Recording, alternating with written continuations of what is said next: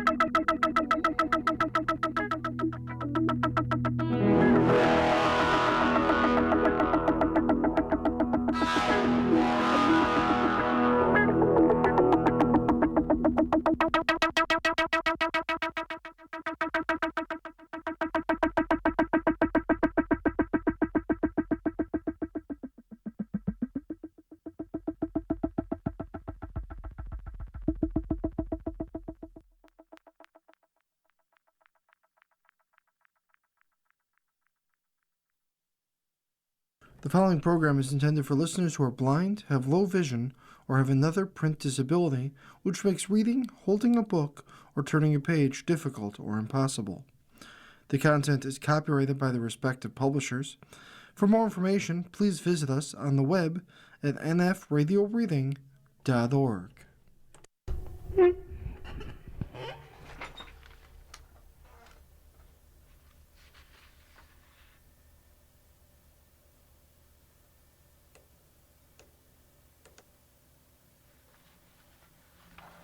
Welcome to Around Our Area, a weekly look at community newspapers from around Western New York. Your reader for this hour is Patricia. Starting with the Amherst Bee for May 28th.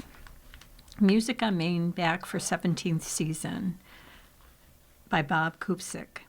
Music on Main will kick off its 17th season on Thursday, June 4th, offering a mix of music heard throughout the village of Williamsville, stretching from Lloyd Taco Factory to Steelbound, along with the new marketplace. 13 venues will feature live music from hundreds of bands and performers from 6 to 9 p.m. Thursdays through August 27th. Some performers scheduled to be at the summer music event include Mike and Mandy, Michael Sheffield, Davey O, Nerds Gone Wild Trio, and many others. I know I say it every year, but this 2026 season promises to be the biggest and best one yet, said Eddie Tice, chairman of the Williamsville Business Association. Family-oriented events will take place on the front lawns of St. Peter and Paul Church. Opening night will feature the super hilarious Music on Main Magic Show with Nick Mambretti, with 2 shows at 6:30 and 7:15 p.m. Mad Iron's food truck will also be on site. New for 2026 will be the Market on Main Marketplace, a pop-up marketplace at Rock and Main Streets, adjacent to the Buffalo Gift Emporium. The marketplace will feature locally owned businesses along with Orso Nero Pizza Truck. Some businesses taking part in the marketplace will include Simply Woven, My Buffalo Shirt, M&M Pickles, 3 Little Buffaloes, Walnut Hill Farm, Nickel City Skin Spa and Boutique, and Sippin' 716. There will also be music on Rock Street. With the Williamsville South High School Jazz Ensemble on June 11th, with a rain date of June 18th, and the School of Rock Student Band on June 25th. On a personal note, Tice, who has been the chairman of Music on Main for the past 6 years, said he will be stepping down from the event to concentrate more on his involvement with the Buffalo Music Hall of Fame. He was inducted into the hall in 2010 as concert promoter with Harvey, Corky, and Tice Productions, and is on the BMHOF Board of Directors. Continuing with the Amherst Bee for May 28th from the editorial page. From the Spindle column by Bob Kupsik. A broken record. I know when I start repeating myself a lot, I get that look from my wife, and then I realize I'm sounding like a broken record that's skipping and can't get to the next lyric or musical passage. The same goes for bee herds.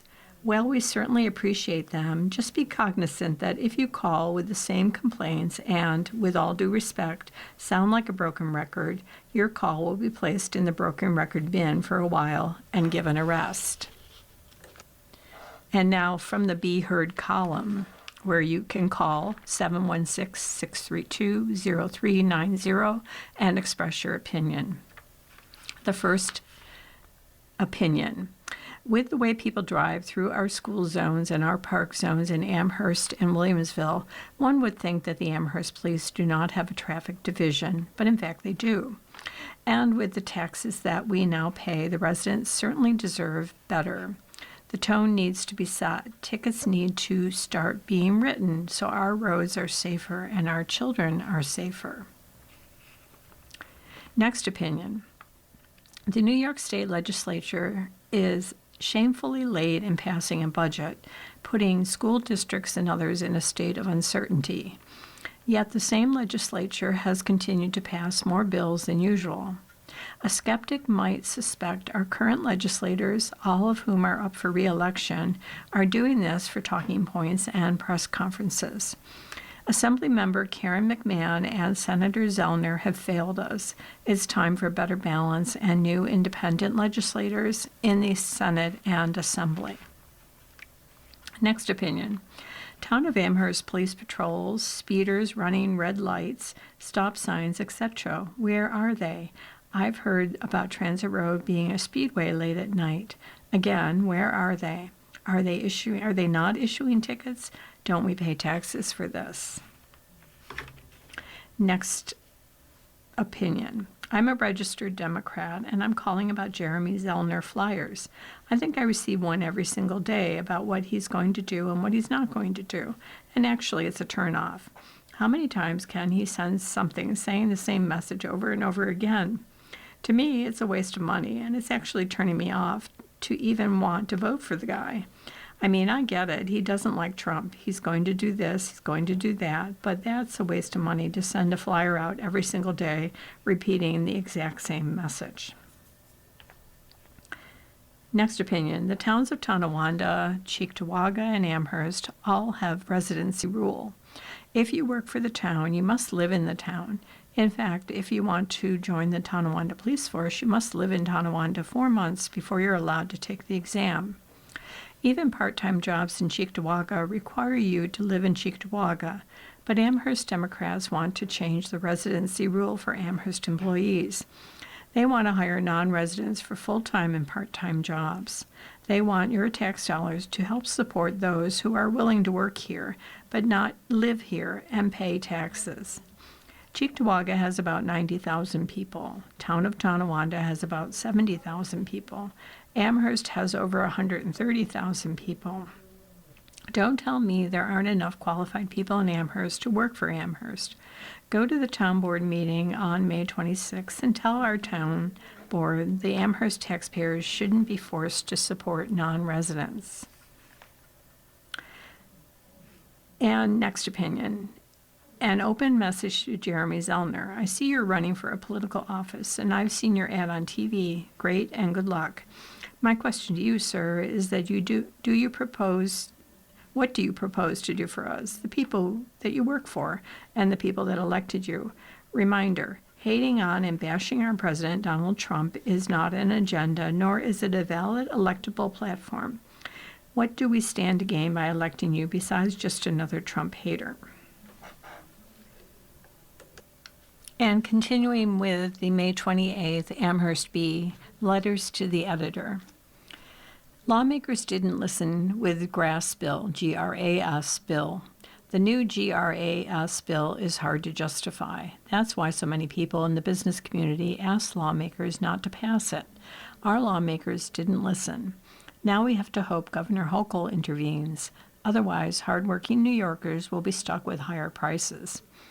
Legislators have never bothered to tell us why we need a new state review process for food ingredients that are already reviewed under federal law. That's doing the same job twice.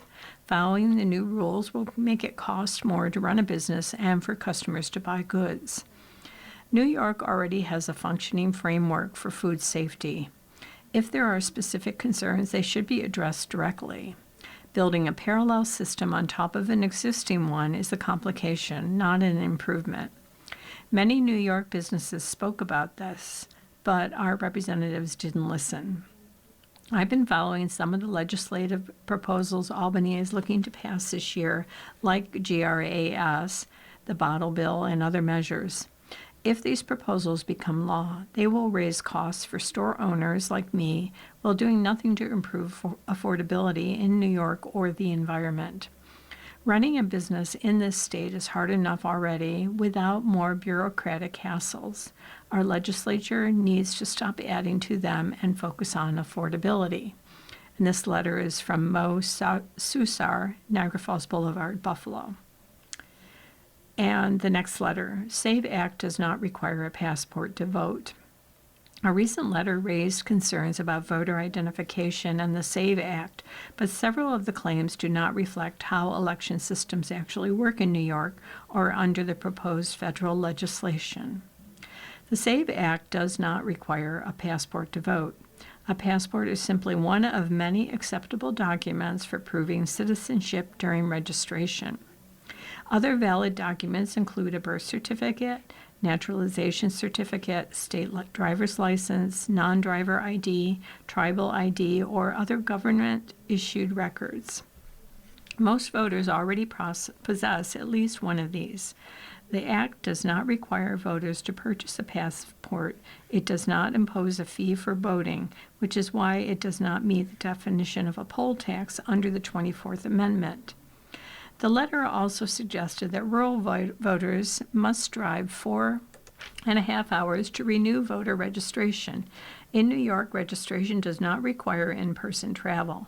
Voters can register, update their address, or update their name by mail, online through DMV, or at numerous local agencies.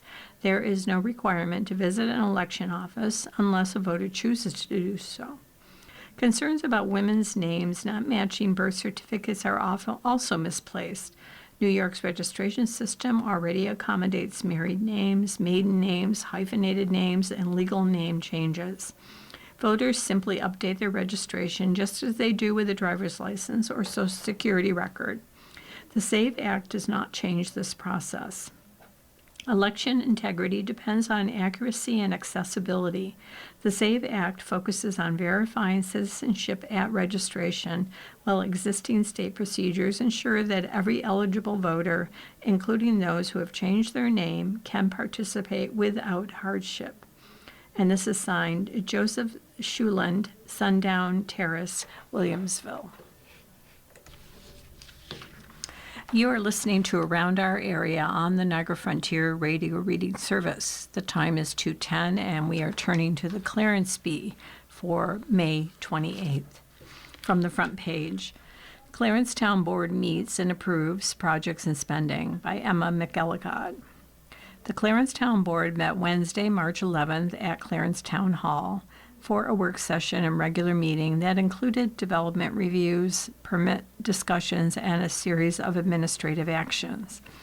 During the work session, the board reviewed a request for property at 5125 Crouse Lane, a 10.3-acre exception parcel within Stone Ledge Estates in the residential single-family zone. The applicants are seeking approval to convert the existing stable subparcel to a buildable single-family residential open development area lot. The proposal was referred to the Planning Board for further review. The board also considered a conceptual proposal for 10926 Milan Road, a 6.8-acre parcel in the agricultural flood zone. The request seeks preliminary review of a one-lot open development area with multiple variances and waivers. Officials noted the property has reached the maximum allowable minor subdivision splits and would require a major subdivision for additional division. The proposal was also referred to the Planning Board. Officials reviewed 17 temporary conditional permit renewals scheduled for 2026, with applications and fees currently being collected. Town staff also discussed ongoing site matters, including proposed fencing changes at a Sheridan Drive property and the status of a forestry operation, for which officials recommended allowing a permit to expire following changes in business plans.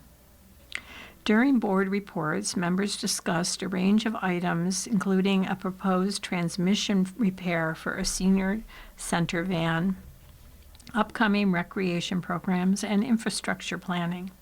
Council members also introduced motions related to employee benefit agreements, equipment purchases, agricultural leases, board appointments, and surplus property declarations. Town engineer Timothy Levagat reported that bid dates for sidewalk projects are expected to be scheduled at upcoming meetings. Town attorney Lawrence Meckler advised that certain personnel-related matters, including unpaid leave issues, did not require formal board action. At the regular meeting, the board approved minutes from the February 25th meeting and formally referred the Iskalo property request to the planning board for consideration of its conversion to a buildable open development area lot. The board also set bid dates for residential post-top street lighting improvements for April 2nd and for the sale of surplus equipment, including a Toshiba e-Studio copier from the planning office, as well as another copier from the sheriff's office.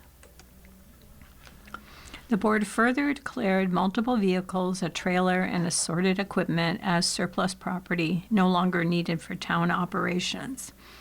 Additional actions included authorization for the supervisor to sign a multi-year dental and vision benefits agreement with the CSEA employee benefit funds for the white-collar unit, approval of the purchase of a rotary snow blower for the Parks Department in an amount not to exceed $7,000, and appointment of Douglas Corella Jr. to the Assessment Board. The board also adopted a negative declaration under the State Environmental Quality Review Act for the Clarence Lions Club All-Inclusive Playground project at Town Place Park, concluding that the project would not have a significant environmental impact. Special event permits were approved for the Garden Friends of Clarence plant sale scheduled for May 16th at the Clarence Town Park, and for wiffle ball tournament fundraiser scheduled for June 14th at Meadow Lakes Park, both subject to insurance and town requirements. The board also approved multiple facility rental applications for the Legion Hall and the Clarence Town Clubhouse. In financial action, the board approved payment of bills totaling $4,512,704.97 across general, highway, water, fire protection, lighting, sewer, and capital funds, with council members noting major payments included county water hydrant maintenance and intermunicipal sewer and fire protection contracts. And continuing with the Clarence Bee for May 28th, Clarence earns Best Communities for Music Education. The Clarence Central School District has once again been recognized by the NAMM Foundation as one of the best communities for music education, marking the 21st consecutive year the district has received the designation. The national recognition honors school districts that demonstrate achievement and long-term commitment to providing access to music education for students. According to district officials, music instruction in Clarence begins in the elementary grades and continues through middle and high school, with classroom instruction, instrumental programs, extracurricular ensembles, and performance opportunities at the local and national levels. Heidi Kohler, the district's music department chair, said the continued recognition reflects broad community support for music education programs. Clarence's ongoing recognition as a community that values and supports music education reflects the strong commitment of all stakeholders, Kohler said in a statement. Because of this support, our students are able to grow and thrive as young musicians. District officials highlighted several recent additions to the music program, including a unified music program at Clarence High School that brings together students with and without intellectual disabilities for collaborative musical instruction and performance opportunities. At Ledgeview Elementary School, students also staged the school's first musical production this year with a performance of Seussical Kids. Kohler said the district continues working to expand performance opportunities and music instruction for students with diverse learning needs. It is exciting and rewarding to show that we are committed to providing meaningful performance experience for all learners, Kohler said. We are proud to be able to offer new opportunities for diverse learners to learn and grow in their music collaboration. District officials also pointed to research highlighting the benefits of music education. A study conducted by the University of Southern California found students who began music education before age 8 demonstrated higher levels of optimism about the future, while younger students receiving musical instruction scored higher in several measures tied to positive youth development.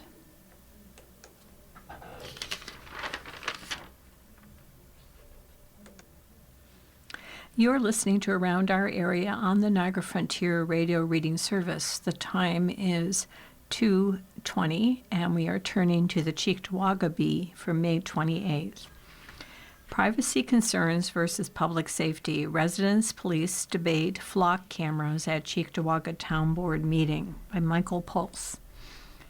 During the Cheektowaga Town Board meeting on Tuesday, May 26, residents expressed concerns over the town's continued use of Flock Safety's automatic license plate recognition, or ALPR, camera system. The technology uses roadside cameras and artificial intelligence to read passing vehicles' license plates and record details such as make, model, color, and unique features. The system logs the exact time and GPS location of each sighting and transmits the data in real time to Flock's cloud-based database, where police can search vehicle movements or receive instant alerts on stolen cars and suspects. The public comments came ahead of a planned vote on Resolution 2026-342, sponsored by Supervisor Brian Nowak and Councilmember Vernon Thompson, which would authorize Cheektowaga Police Chief Brian Coons to sign the latest amendment to the town's agreement with Flock Group Incorporated. The amendment includes the addition of 2 more Flock cameras at a cost of $10,000 each. One attendee, speaking in opposition to the expansion, raised alarms about federal surveillance and potential legal liability. He cited a recent FBI request for proposal issued May 14th, seeking nationwide near real-time access to license plate reader networks. He noted that Flock Safety and Motorola Solutions are the leading candidates for the contract. That's kind of scary, he said, warning that the FBI could gain broad access to locally collected data without warrants or approval from towns like Cheektowaga.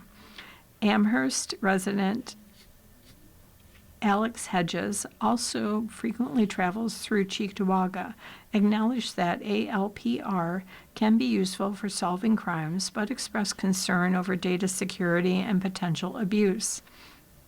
The only way to prevent data from ending up in the wrong hands is to not collect it at all, Hedges said. He added that the town lacks sufficient policies to limit the technology's potential for misuse. Cheektowaga resident Rachel Martinez questioned why the board was moving forward with expansion without fully addressing resident concerns. She urged the board to revive past discussions about creating a citizens review board or police accountability board to oversee the ALPR program. Several other residents also spoke out against the resolution. Cheektowaga Police Chief Brian Coons defended the system, stating that the Flock cameras are not mass surveillance, but instead work as an investigative tool. He noted that the department currently stands 12 officers down and is losing 2 more this week. This Flock system allows us to overcome such impediments, Coons said. He explained that officers who use the system must enter a case number and a reason to search the database, which is not public information. He added that the system, like body cameras, is audited monthly. Coons emphasized that the department owns the Flock data they collect, which is kept for only 30 days, and they choose who to share it with.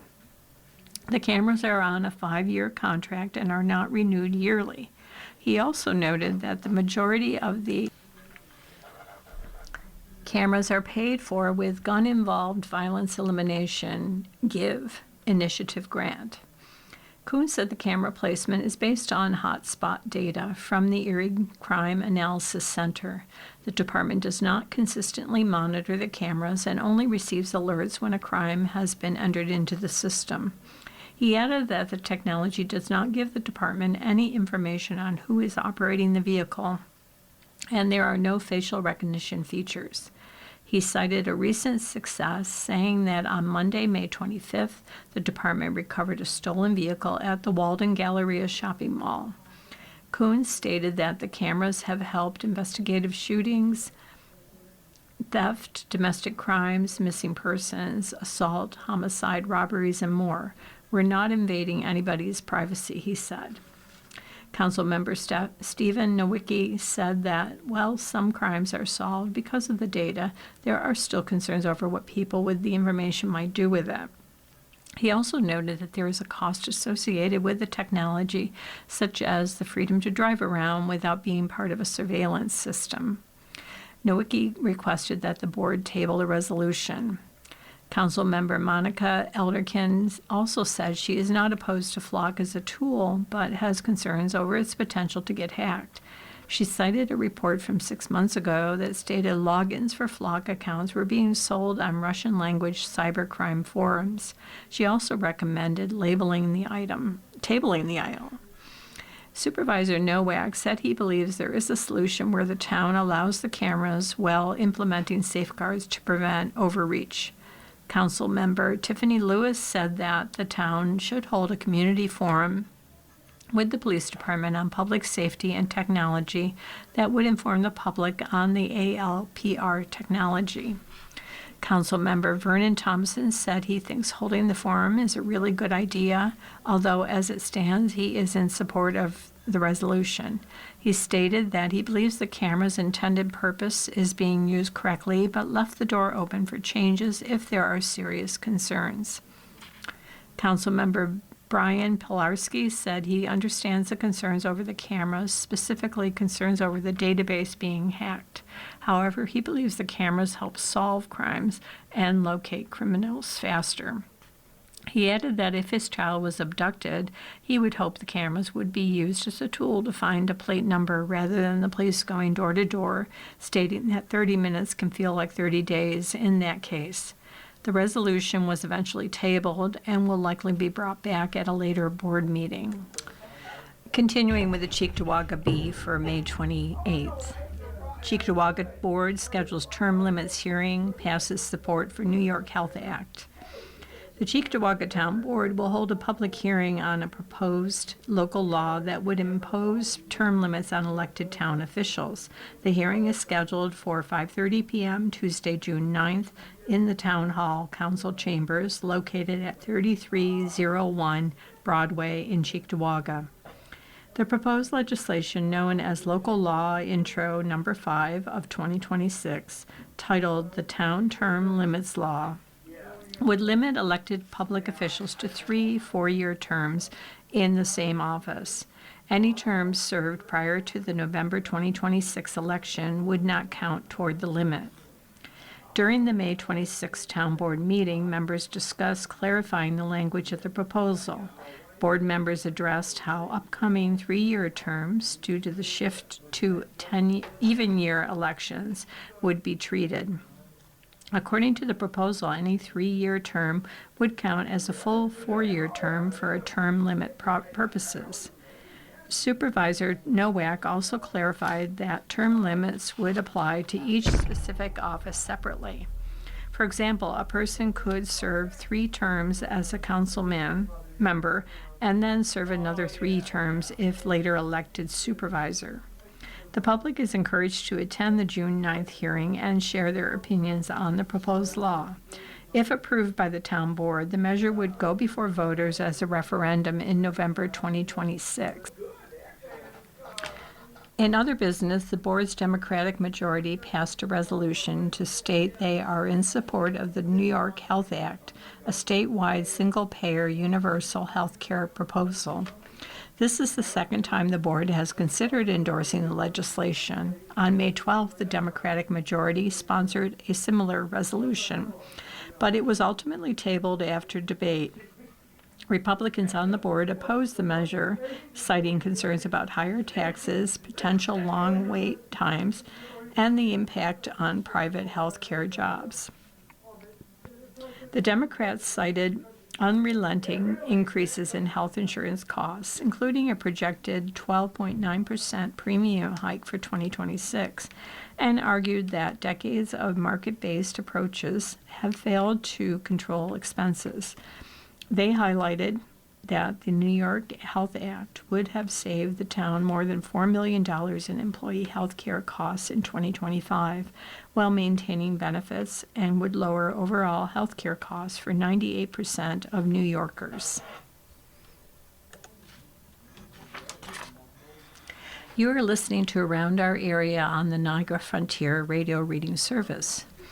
The time is 2:30. And we are turning to the combined Lancaster-Depew Bee for May 28th.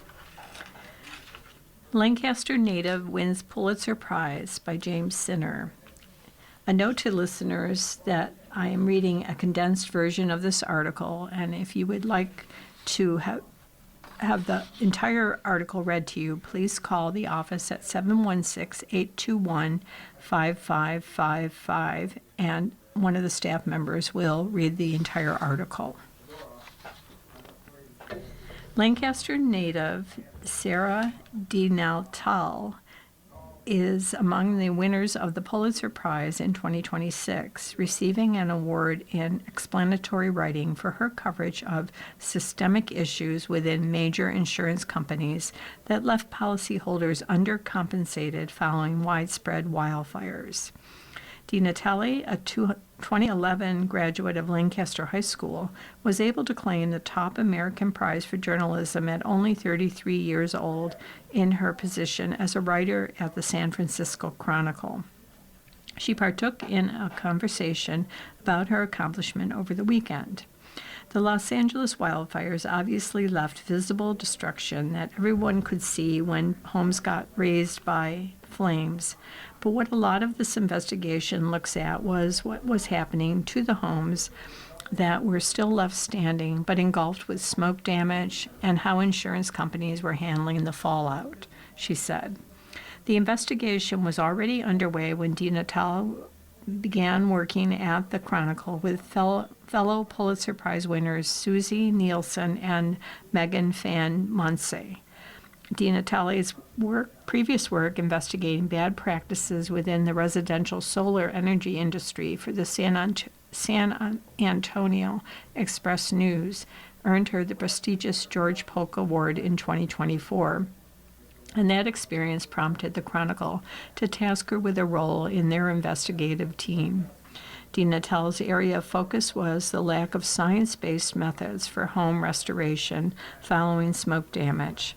Homeowners were in fights with their insurance companies over what it meant that their home was actually returned to its condition before the fire.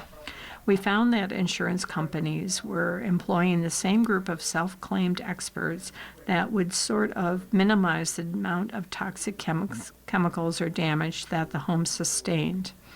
DiNatale added that her team's work helped uncover conflicts of interest existing within the state's process to resolve the problem.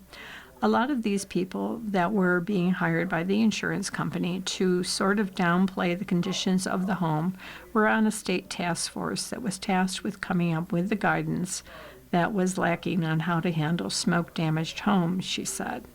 Homeowners were super alarmed that the same people they were fighting with through their insurance companies were also now going to be part of this state task force that put out recommendations. The topic's coverage, in addition to DiNatale's findings, analyzed broader systemic issues like algorithms utilizing outdated data that undervalued the cost of fair home restoration payouts.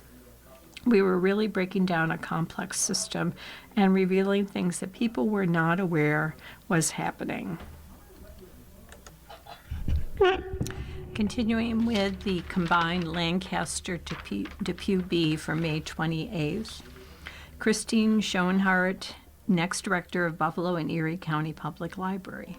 Christine Schoenhart has been appointed library director at the Buffalo and Erie County Public Library. The appointment was approved by the library's Board of Trustees on May 21st following a national search.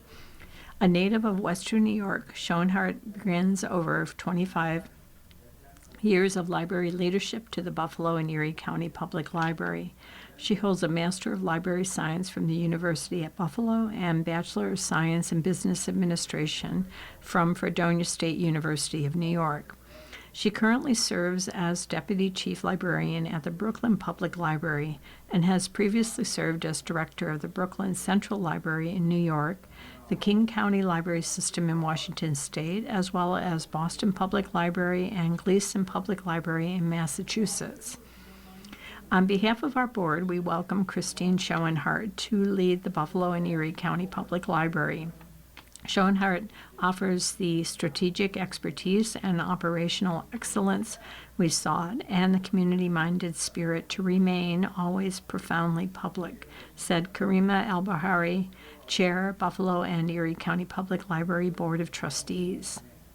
Schoenhardt will assume the role of permanent director in early August. She will succeed Interim Director Dorinda Darden, appointed last spring due to the illness and passing of Library Director John Spears.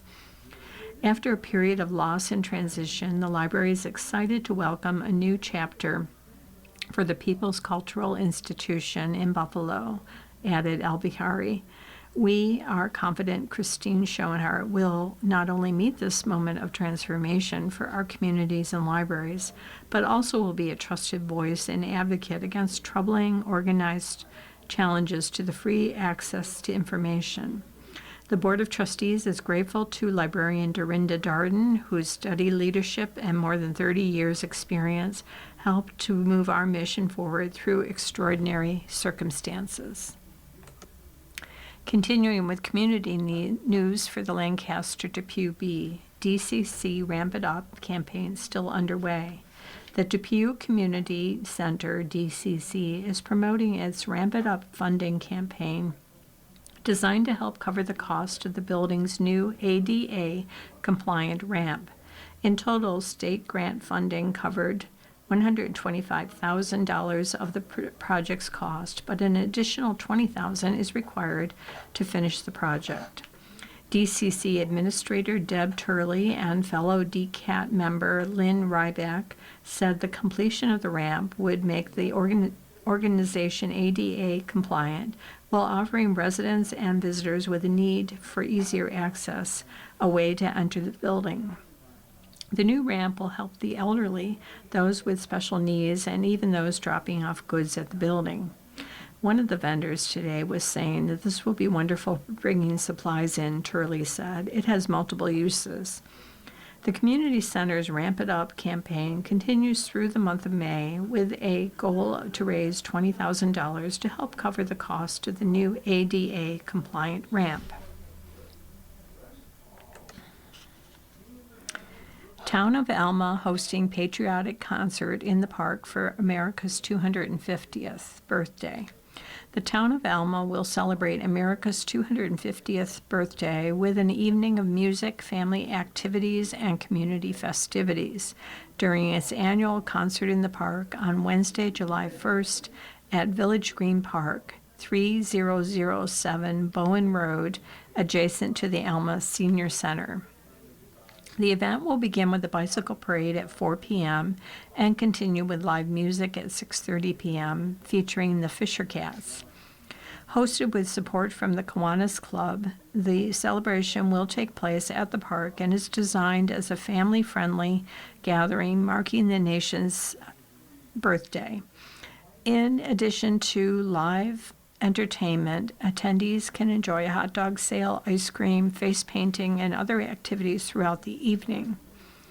Organizers encourage families to bring lawn chairs and gather with neighbors for a night of music and patriotic celebration.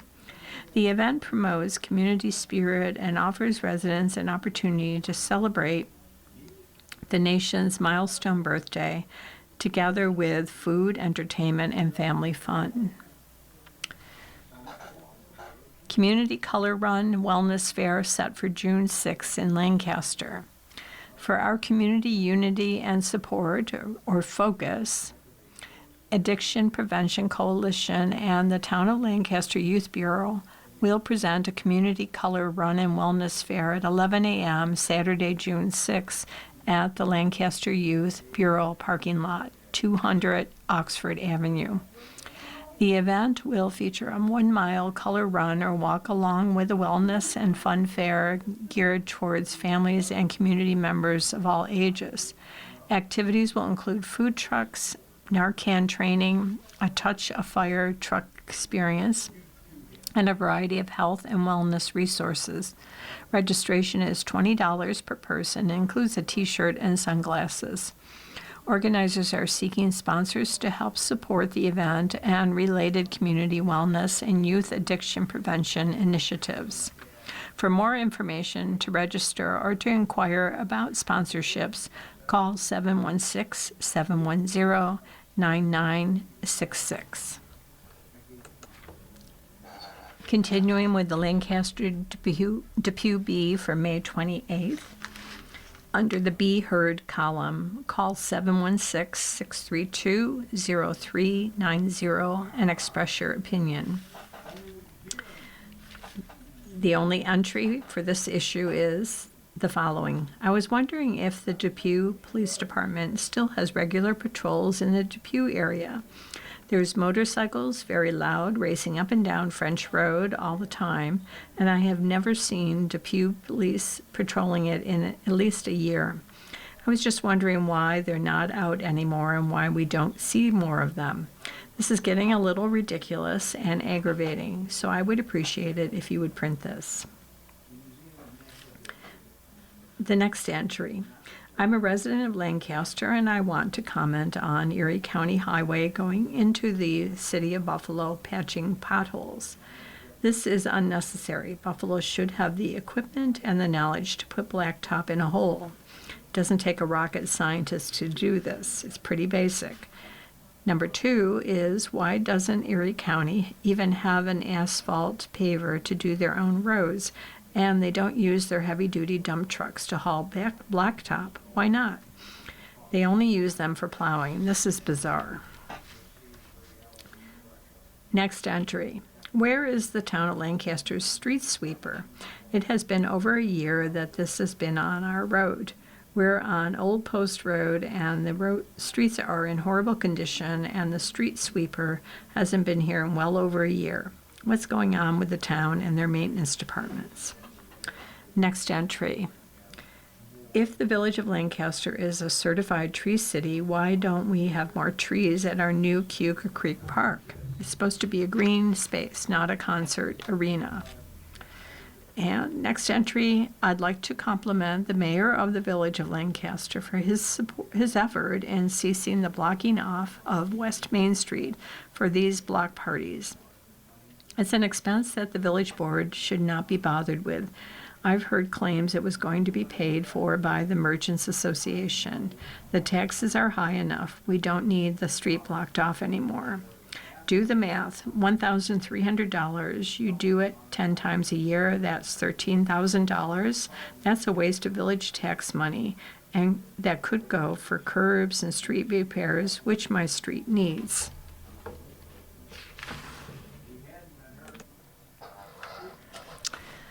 And continuing with the Lancaster Depew Bee for May 28th, Erie County enacts first in state ban on commercial collection of customer biometric data.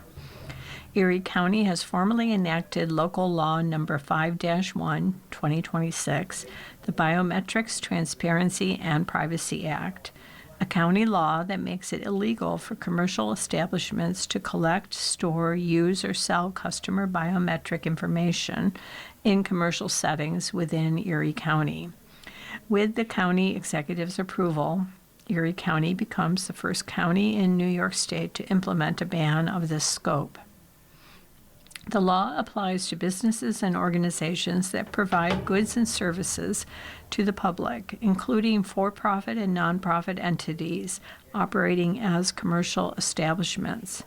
It covers biometric identifiers such as facial recognition data, fingerprints, and handprints, iris or retina scans, voice prints, genetic information, and distinctive physical movements or gestures that can be used to identify customers. This law creates a safer community for all by protecting a person's most basic and unique features, their face and biometric data, said Erie County Executive Mark C. Poloncarz.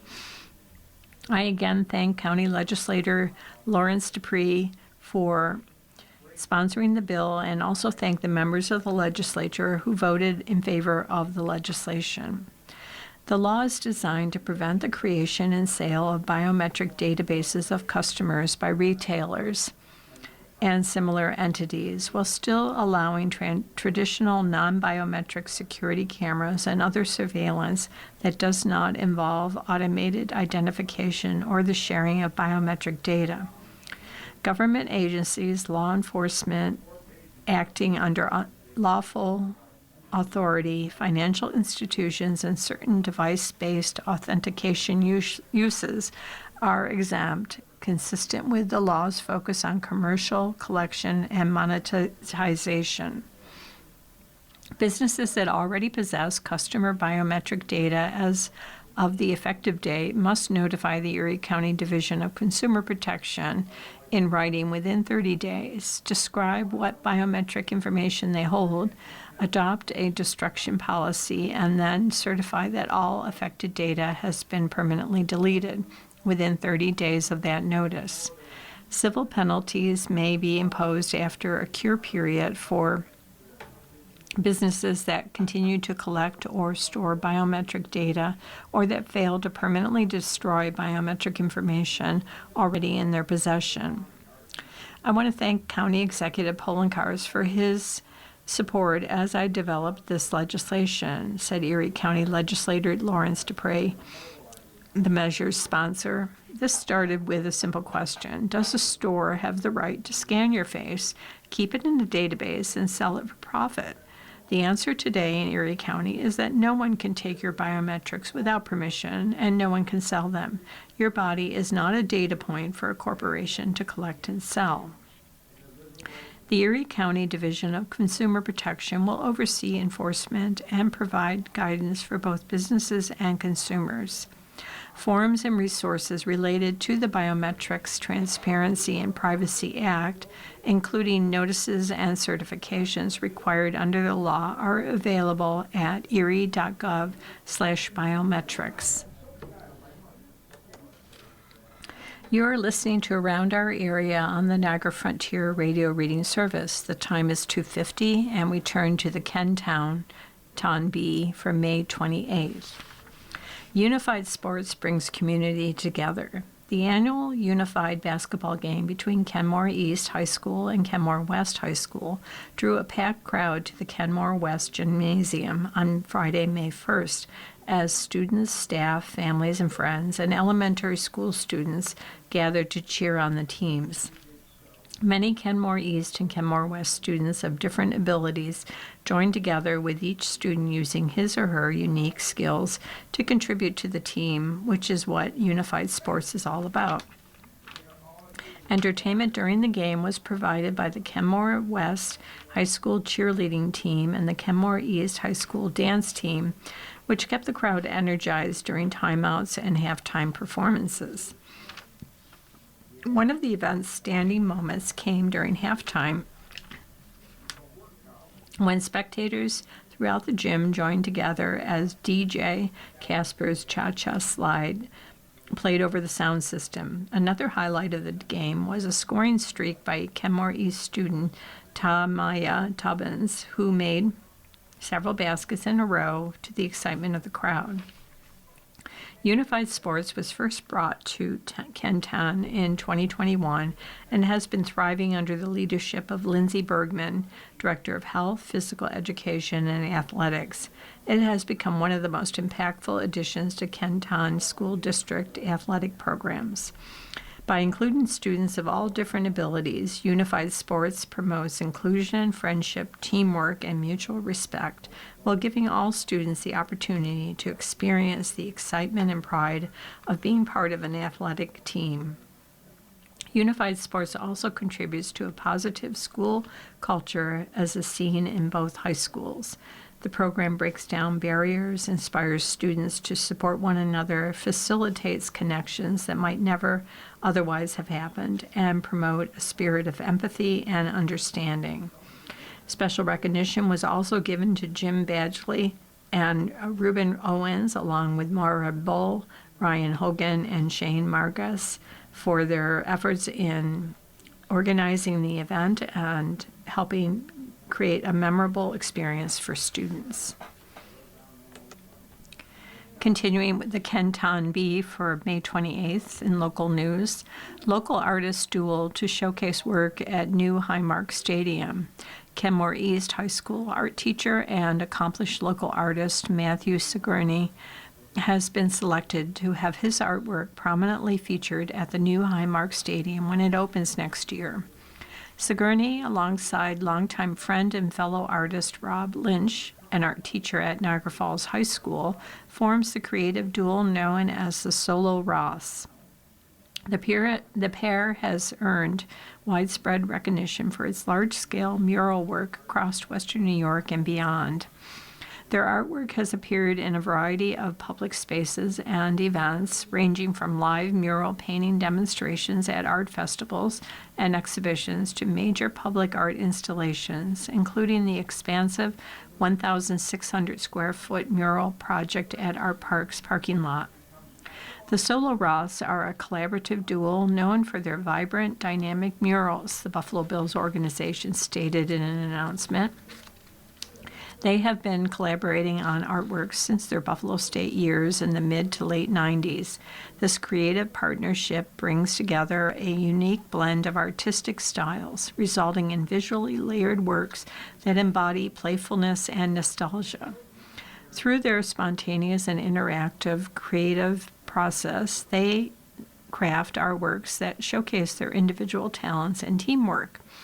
Sigourney and Lynch were selected through the Buffalo Bills Public Art Program and at Highmark Stadium.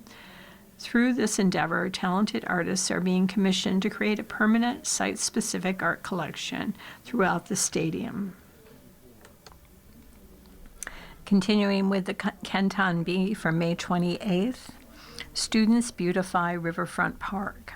Kenton School District students and staff are continuing to leave a mark on one of Town of Tonawanda's greatest treasures, Agua Lane Park.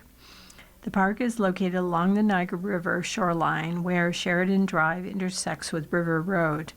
Through the park runs the Niagara River Greenway Trail, a paved path which connects Lake Erie and Lake Ontario. The Kenton School District has adopted this section of the trail, with students and staff regularly cleaning and maintaining it throughout the year as a community service initiative.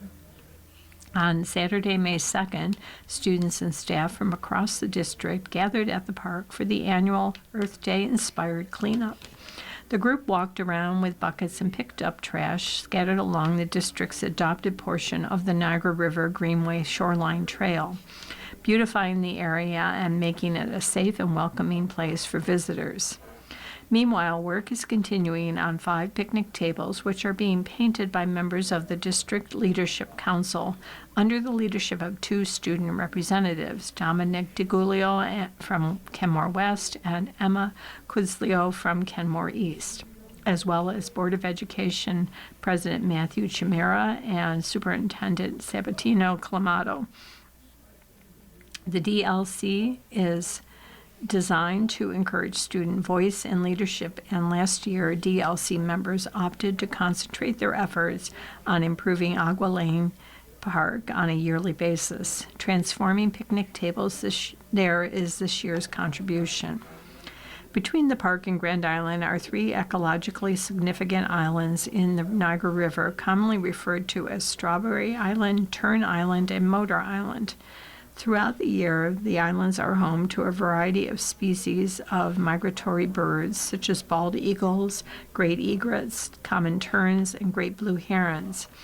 Thanks to a district-led initiative in partnership with the Town of Tonawanda, Rotary Club of Kenmore, and Niagara River Greenway, Agua Lane Park is now home to viewfinders, which allow guests to observe the habitat. The following program is intended for listeners who are blind, have low vision, or have another print disability, which makes reading, holding a book,